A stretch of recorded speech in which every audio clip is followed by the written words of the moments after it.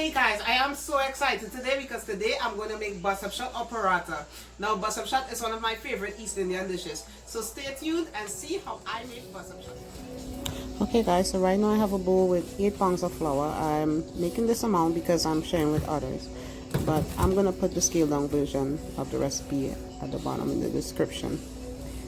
So to my flour, I am going to add some salt, baking powder, and brown sugar. So now I'm going to add in the salt. Then I'm going to add in the baking powder. Then the brown sugar.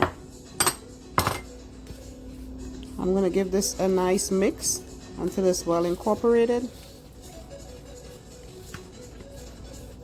And then I'm going to add the water. Now I'm starting off with 3 cups of water. I definitely will need more water, so I'll just add as I go, because we want to bring this into a nice soft dough. Okay, so I'm gonna keep adding that water, bringing that dough together. Now I'm gonna add some oil to smooth out my dough. The oil just helps bring that flour together and kind of prevent the stickiness.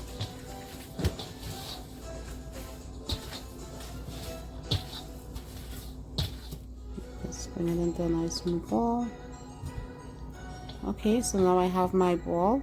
It's nice and smooth. I'm going to cover it and let this rest for a few hours.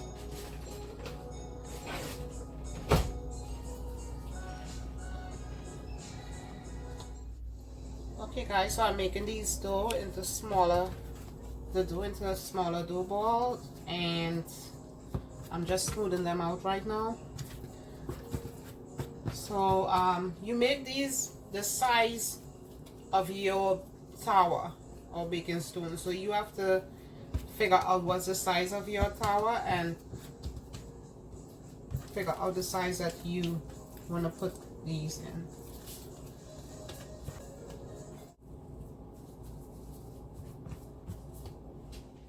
Okay guys, so right now I am gonna fill the basapshat with the butter. For my filling I use butter and canola oil mixed. Some people use ghee or margarine or Crisco, but I use butter and oil, and it comes out really good. So you just take that filling and put it onto here, and we just sprinkle a little flour. Cut it, and this is how we get that cone shape, and this is what creates that flaky texture for the basapshat.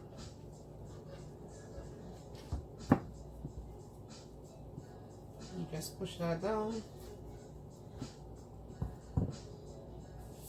and that's all to it. See, I learned to make basapshat in Trinidad, and it just never left me. I still remember how to make it so many years ago, so it's pretty cool. I'm gonna do another one, and the towel that I have covering it is a damp towel, a damp towel. You have to make sure that the towel is damp so they don't get dry out. I'm going to just spread this out like this. Put some of the butter filling.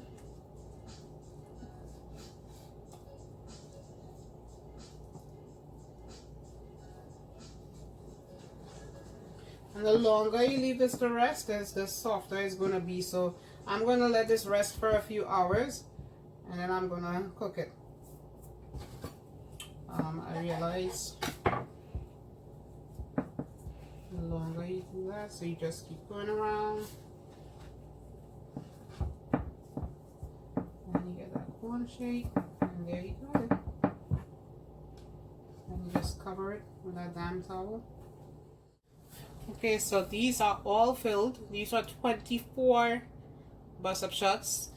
I'm gonna let these rest for maybe 3 hours or more, because the longer these rest is the better it's going to be. It's going to be softer and more silkier. So I'm going to leave this for a few hours well.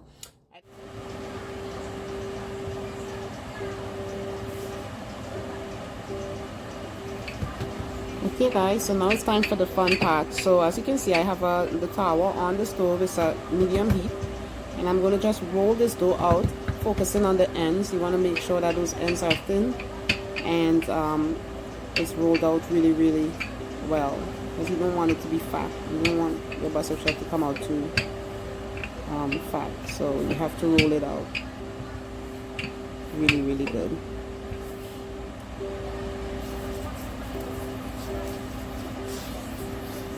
Now I'm going to put some oil on the tower.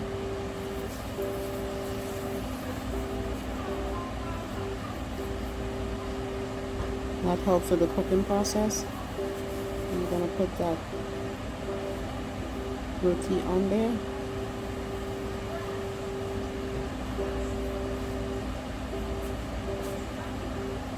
And just let it cook on one side. Put some more oil.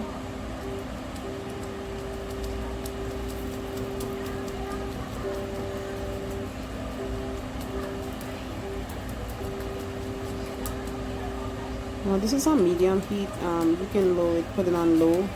I might lower my heat in a minute, because you don't want it to get too brown on one side. So what I do, I keep flipping it so it won't get too brown, because I don't really like a brown looking bus-up shot, like that burnt look.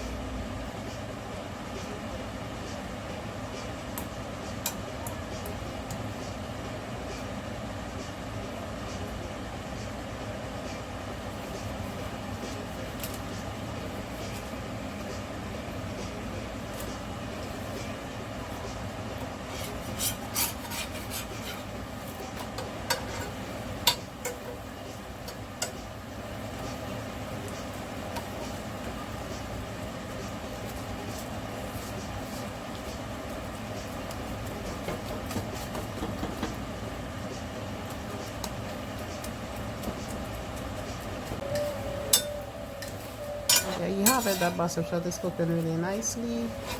I don't have to bust it up too much, because it's already, as you can see, it's already bursting. So you don't really have to burst it that much.